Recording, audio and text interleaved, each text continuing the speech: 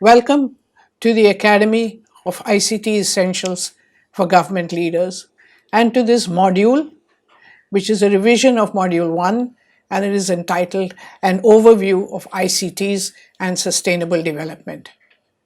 My name is Professor Usha Vyaslu Reddy, and it is my pleasure to present this module to you in video form.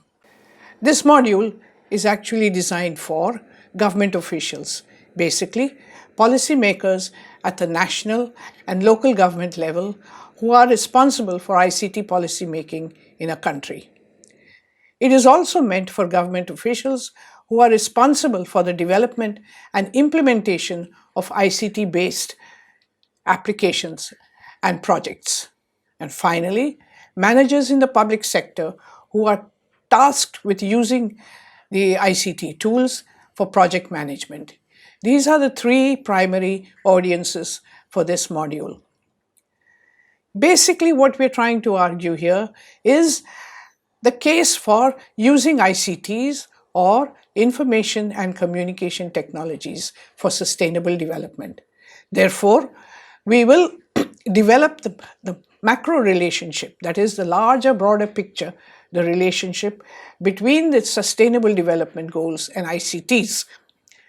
We will also try to foster a better understanding of the potential of using ICTs for socio and economic growth in a country. And finally, we will try to provide a development-oriented framework for ICT-based and ICT-supported development programs and interventions in a range of social sectors, from agriculture and poverty reduction all the way to ICTs and peace. After reading this module, readers should be able to provide a rationale to their governments for the use of ICTs to achieve the Sustainable Development Goals. They should also be able to identify, cite, and discuss examples of ICT interventions in key sectors of development in their own countries. They should be able to discuss the challenges in the effective implementation of ICTs, and they should be aware of and be able to use the key factors in the design and implementation of ICT and sustainable development programs and projects. This is necessary because in the last 15 years, the world has seen massive changes. For example, population of the world has grown to 7 billion, and it's likely to go up to 8 billion people by the year 2030, which is the end year for the Sustainable Development Goals. There is increased urbanization throughout the world, with nearly 40 to 50% of our people no longer living in the rural areas, but living in cities. Today, private sector investment is greater than the amount of aid flows from the developed to the developing countries. And as you and I all know, there has been an explosion in the information and communication technologies in terms of hardware, software, applications, and services.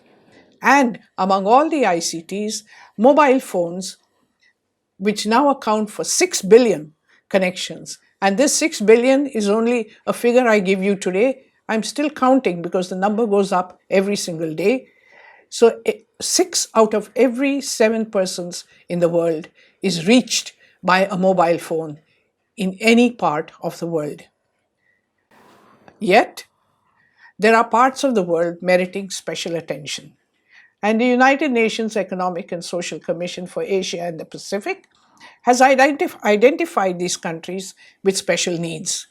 And these countries with special needs are basically the 12 least developed countries, the landlocked developing countries of Asia Pacific, and the 17 small island developing states also in the Asia Pacific.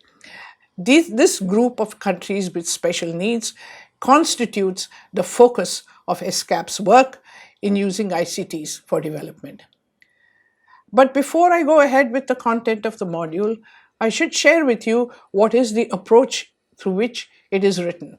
It is true that development is understood from many disciplines and in many ways. But what we are trying to do here is to look at the problems of development in the high target countries mentioned earlier through the prism or through the glass or through the lenses of ICT applications. And we want to establish the link in many countries between the ICTs and the achievement of the human development goals of a given country. We will argue not for the blind, but for the wise and a meaningful application of ICTs for development. We will also introduce readers to the linkage between goals, strategies, plans, and ICTs. And then we will suggest ways in which these can be implemented. Then how does one best benefit from this module? Because you know that the module is presented in both a print version and this video version. Look at the video version not as a standalone or a substitute for the printed module.